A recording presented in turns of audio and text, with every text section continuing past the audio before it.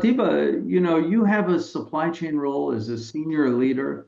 And one of the interesting things I see is anytime someone hands me a business card that says supply chain, once I start talking to them, they're not really doing supply chain. They're doing procurement or logistics, but you are actually doing supply chain. So tell us what supply chain means to you. Okay. Let me go back in time, because overall I have about 32 years of experience, and that started off pretty early. And when we look at the early stages when supply chain was getting formed, you had somebody who used to do an end-to-end supply chain, which meant that you identify the supplier, you procure from them, you bring the parts up to the manufacturing, and you also ship it to the customer. And as the year went by, you see the organizations growing, and then you get into a lot of specializations within the supply chain. So I have gone through this starting in when I started my career doing an end-to-end supply chain, and then started looking at bits and pieces of supply chain. And in the sum total, almost at the now after 32 years, I'm doing something which is a holistic supply chain. So again, when we say supply chain, it starts right from the customer and ends with the customer.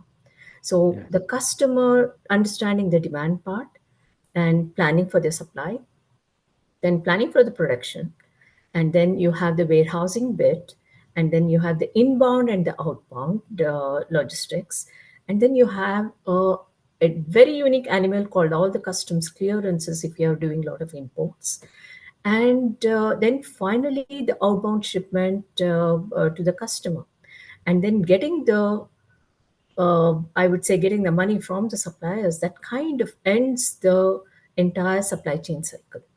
Yes, So absolutely. that when we say order to cash, many a time it is the sum total of all the activities that goes in between. Right. Now, you kind of described the engagement between suppliers and procurement and their immediate customers. And I know you've been working far broader than that, working up the links on the supply side and working down the change on the demand side. And what's fascinated me with your background is, I call it demand side, we can call it customer side, but you're actually working supply chain that direction too. And so that's not something I see very often. Usually, procurement people, supply chain people are only working up the supply side. You're working the other direction too. So, what are some of the benefits and challenges of doing that? Oh, that there's a significant benefit out of that.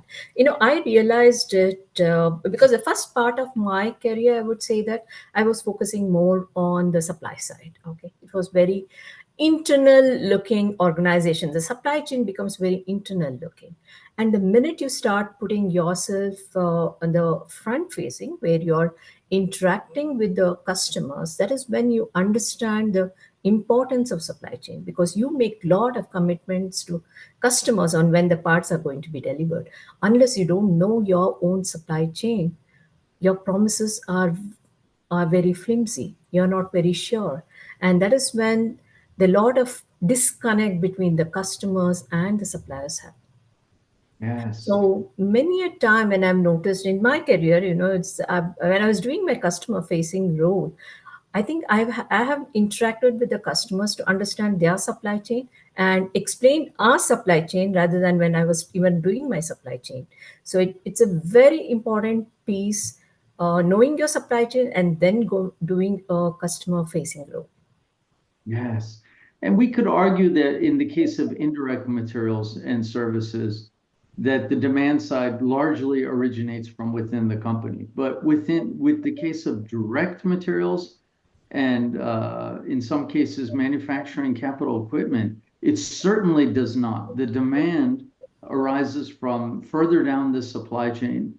And you're right, it's the failure to recognize that is where the demand is coming from in these cases, and to align with that is a critical flaw.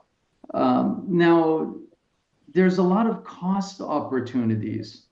We've been working with customers, with clients to really analyze the demand, to look at supply chain demand and say, okay, they're asking for this particular item, to be done this particular way. But is that the most cost-effective way to do it?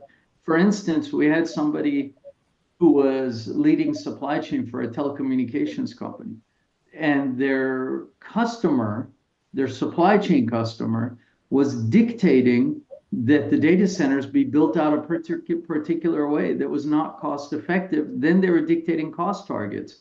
When they couldn't achieve them, they told their customer, you go negotiate it because you haven't defined this in a cost effective fashion. Here's how we think you should do it.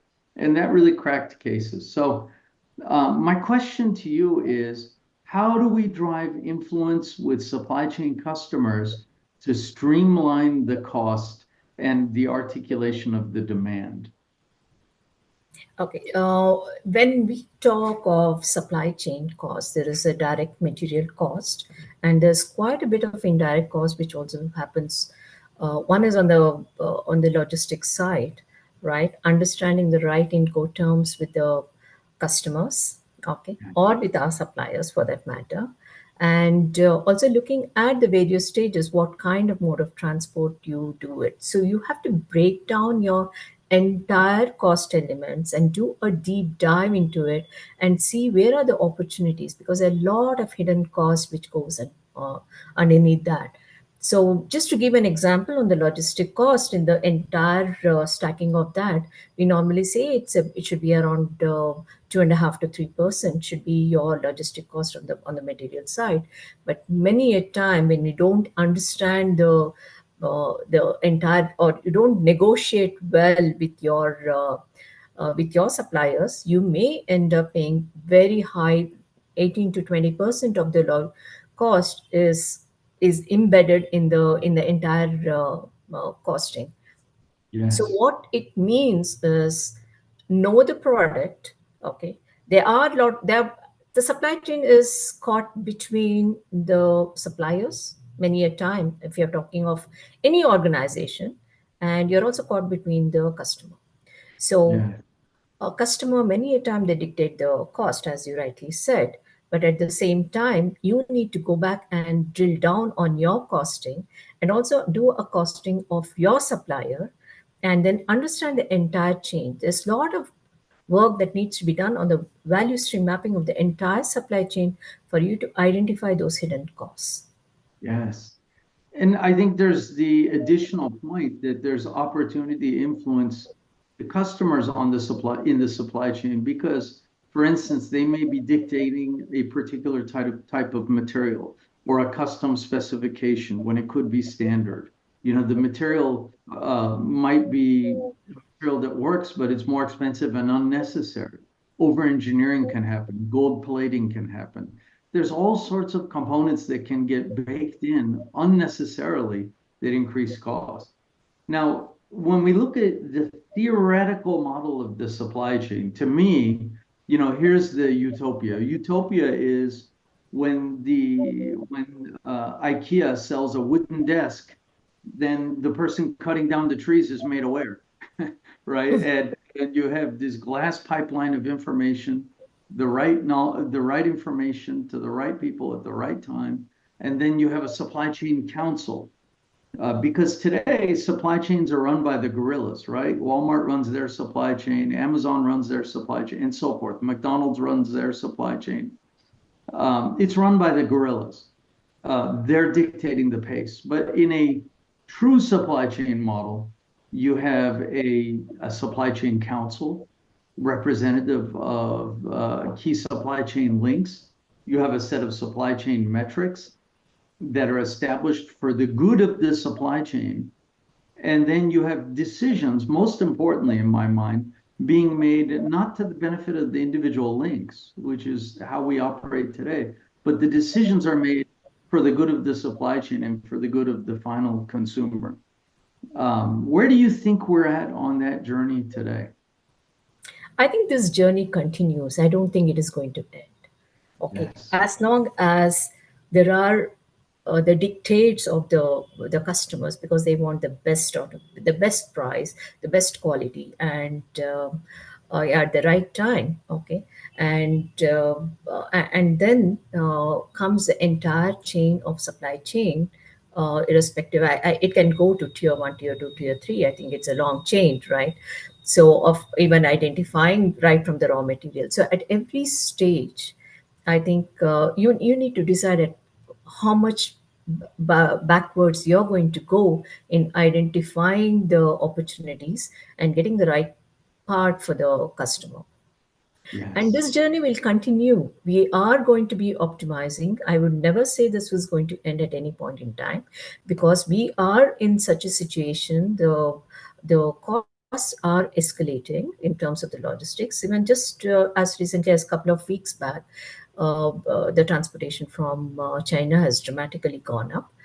Okay, which was we are in a different environment now. The geopolitical situations are changing, the costs are escalating, so we have to be agile to go back and understand how do we quickly change our strategies and continue to deliver the right parts to the customer at the right quality and at the right price, because customer is going to pay only so much where they see a value to the product, and Yes. they attach the value. It is not the rest of the chain. Yes, for sure. Now, let me differentiate between two concepts for the purpose of discussion. Mhm. What I see our profession doing largely is moving costs along the supply chain. And I'll explain that. It's to me, what that means is if you're a supplier and you're wanting to give me a 12% discount and I negotiate a 14% discount, I'm paying 2% less relative to your proposal, which is an individual supply chain link savings. But the supply chain costs did not change. They're all still there, 100%. All we did was move the cost from one link in the supply chain to another. Whereas there's the other concept of actually surgically removing costs from the supply chain. And when you do that, the costs are gone. It's no longer, it's not just shifting it from one supply chain link to another. You're actually physically and surgically removing it from the supply chain. And are you seeing this kind of thing happen? And do you have any examples to share? Okay, this happens most of the time. It's again, you have procurement. If I have to differentiate between the supply chain and the procurement for the sake of discussion, okay. So many a time the sourcing or the procurement organization will go and negotiate with the supplier. They look for the least price, okay, and but they don't look at the other added costs that may come up in the entire chain as we deliver that. Okay, so you get a best price, you negotiate, you get that, but are we sure that we are getting the right quality? Is the supplier really giving you the right raw material that you have asked for? Has there been any cost cutting activities that has happened? I think those are some of the factors that we expect the procurement or the sourcing to be doing that, and then pass on, because the supply chain takes over the minute you identify a vendor and you identify the supplier, and then the chain starts. Yes. And negotiating the right Incoterms, because Incoterms because significantly important, because whether you agree upon X works cost or whether it is going to be a DAP cost, FCA cost, and all of that matters a lot, because it also depends on how well you have a bargaining power to go and influence the logistics piece of the entire thing. There are many a Yes. time we do a default air freight, okay, and we expect the supplier will say, okay, I'm going to ship it to you by air freight. But does it really make sense? You have to look at what kind of part, how big is the part, what is the volumetric weight, and then you design the supply chain piece of it. Okay, Yes. so these are the costs. Many a time procurement, it's not just about the material cost, it is also the added cost that you have to incur of bringing the part into your facility. And on top of it, if it is not the right quality, you incur the value of, even though if it becomes a non-conformance, then you have to send it back, you have to get it reworked, and you have to do a retrofit. So it then the entire chain, these are all the hidden costs that passes right up the chain. And if you don't realize this upfront and have those conversations with the team who is really going and negotiating with the suppliers, we end up paying much more than what it should be. And not understanding the demand piece of it, timely demand, because there's a lot of lead time in that. There's a lot of cost involved in the inventory carrying piece of it and your warehousing piece of it. And whether you have a 3PL, 4PL, what kind of model you're going to have. There's a lot of cost in supply chain. And if we don't have those conversations upfront, trust me, we'll be having the conversation in the entire chain till infinity, I would say that, as long as there's a demand and there's a supply. It's interesting because the way you approach this was kind of an angle I wasn't thinking of, which is costs can be created unnecessarily in the supply chain. And if you're very savvy about how you anticipate, manage, and prevent those, then you can surgically remove those costs before they ever manifest. So that's a great take, actually, on where I was trying to go. Now, you're a Six Sigma black belt. I tell you, your background is so impressive. You're a Six Sigma black belt, and you were good enough at that in procurement that they said, we want you to drive Six Sigma across manufacturing, procurement, business groups, HR, finance, operations. So what did you learn from this? And what's the takeaway for procurement? How can, the focus on Six Sigma help us be a better procurement and supply chain profession and organization? Okay, so it's very interesting that as a supply chain, or I would say even on the customer service professional, you are always you are a problem solver, right? At the end of the day, every day you get a new problem, you solve it. But having a structured approach to problem solving was what attracted me to get into this Lean Six Sigma, because there is a lot of lean. I mean, of course, in supply chain, with be it the warehousing or be it the operations, you have a lot of Lean Six Sigma, which you will definitely use it, and even solving the quality related problems and all of that. But you can also use this to solve problems which are related with HR. It could be related with finance, and it is more about understanding the problem definition, because there's a lot of emphasis is given even to understand the problem definition and asking the right set of questions, and then having a very structured approach to problem solving. So I can Right. give you a couple of examples. Interestingly, I mean, we had finance in one of the organizations when I was working. So the finance came up with a unique set of problem. They had certain input tax credit which was not which they had left it on the table, and the warehouses were closed. So you need the warehouse where you have an input and output, and then you also have a input tax that is accumulated. So this was running into millions of dollars. The warehouses were closed, and they realized that this money was left on the table and they wanted to secure it. So they came back to supply chain and said that please reopen the warehouses. So it was done with great difficulty of on as optimization of the warehouses, because you also know the more number of warehouses you have, the more cost it incurs. And that was when we did this entire with a Six Sigma approach, understanding the problem, coming up with a solution. That supply chain was one, came up with a solution in a most compliant way. How do we go back and secure those lost dollars that was lying with us? And this was done in a very systematic way, because it had multiple functions had to get involved, because though it was a finance problem, it had the demand problem, it had logistics related things, and we had to deploy that, and the entire amount was secured. So Wow.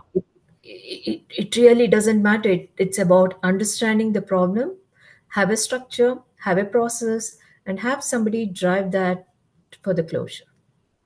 It's interesting that you say that because The issue that I've seen over and over and over in our profession, not just limited to procurement, but also to this procurement stakeholders and suppliers, is the failure to do effective root cause analysis and differentiating between symptoms and root cause. And very frequently in procurement, we address the symptom instead of the root cause. And so I have great appreciation for what you've been doing in this space. Now, I'd like to know, based on your, three decades plus of experience, what are the top mistakes you see supply chain professionals and organizations making today? Okay. It's very interesting that you asked that. Many a time, the entire, as the organization has grown and we have so many sub functions within the supply chain, we all many a time work in silos. Okay. The handshake doesn't happen in a very systematic way. So you have the demand planner for that matter who is originating the demand. He gets the demand from the marketing or from the customer. Okay, does not really understand what it takes if he adds 100 unit extra or he takes away the 100 units. Okay, so they don't bother about the impact on the rest of the chain, and the problem gets shifted to the supply side, and the supply planner will add a purchase order an additional 100 units. I'm just giving an example of an incremental of 100 units suddenly comes up in the system, and the supply planner places an order without really understanding the full implication of whether the supplier is ready with the parts, whether he can deliver that, or whether he has violated the lead times, and how is he going to bring that. And many a time there might be decisions taken on air freighting, which is again cost to the organization. And Yes, as the chain goes down, it is also the production may not be ready in even having the entire, whether they have the manufacturing capability in a particular month, whether they have the right resources or not, that is not planned well. yes, And then comes the last firefighters who are again the logistics, the inbound or the outbound logistics, who have to move the parts in a record time. And then comes the part finally arrives, and the warehouse realize they don't have the space to keep the part. So it's very interesting that the problem keeps moving, and the demand planner does not know what implications it may have on the mm, entire chain, and the supply plan doesn't many a time understand the how the demand has even originated. So the blame game starts within the supply chain, saying that okay, I have an issue now. Everybody is blaming, saying that, okay, I was not informed and all that. The chain, many a time, is a broken chain, and we cannot be working in silos. So it's yes, very important, and especially in an organization where we are talking of large geographies, right? The supply chain itself is fragmented. They're not sitting in one room or in one facility. They're spread across. So yeah, that kind of transparency, how they need to work, becomes very critical. I think this is where many a time we miss, and I see yeah, this happening. So I mean, I've seen this happening all through my career, and this is yeah. something that we all need to work as senior leaders in supply chain. You're absolutely right. And I love your example. It's kind of addressing the ripple effect that happens from demand planning issues. And to go back to what I said about root cause analysis and symptoms, the symptom manifests at the warehouse. And it's very easy to say this is the problem. We have lack of warehouse planning and so forth, and to get upset at the warehouse manager. But that is not the root cause. The root cause happened far before, but we often fail to differentiate. And so, great example. Now, my final question for you, you're a supply chain leader with, as I recall, hundreds of people reporting into you for a major company. What is your best piece of advice for our listeners and viewers who want to become the supply chain leaders of tomorrow? Okay. So, couple of things, that you need to be a problem solver. Okay. Look at every single day as something exciting. Look forward to it. Be agile. And resilience is the backbone of supply chain. We have to always ensure that we are resilient. Okay. And one thing it's very important is the discipline for doing your daily routine piece of it. And one interesting thing I would also like to mention is be a little bit pessimistic. Okay, I don't think anyone would have given this kind of advice. The reason is if you're too optimistic and think that everything is going to happen on time, you're going to get the parts. Trust me, there are surprises all along the chain. So be Yeah. pessimistic and always have a plan A, plan B, plan C ready with you. Yes. And this was something, Omid, I would like to share. I was having a conversation once with a marketeer turned supply chain professional. Okay, and that was when we realized this pessimistic nature is so important for a supply chain. He says, "I've been a marketeer, a salesperson all my life, and my job is to be always be optimistic, saying that I'm going to get the next order, and I'm going to." Get $1 billion order and always be optimistic. And the minute he turned into a supply chain professional, he started realizing that just optimism doesn't work. You need to be a little pessimistic to ensure that we are planning for all kinds of surprises that come, that gets thrown at us every single day. As the late co-founder of Intel Corporation, Andy Grove, famously stated, only the paranoid survive. Yeah, And so you called it pessimism, but it's the anticipation of potential issues right. and knowing that our profession is full of pitfalls and you need to anticipate, recognize, root cause them, and address them systemically. So I love that advice. So Pratibha, this has been a great session. I really thank you. And for our viewers and listeners, I'd like all of you to know that our CPSCM certification program aggressively addresses this concept of surgically removing costs from the supply chain and driving upstream design for TCO, cost optimizing the demand for an average of 18% cost savings is what we're finding. So we encourage and invite you to explore more about our program. Pratibha, thank you again for joining us. And to our viewers, thank you very much. And until next time.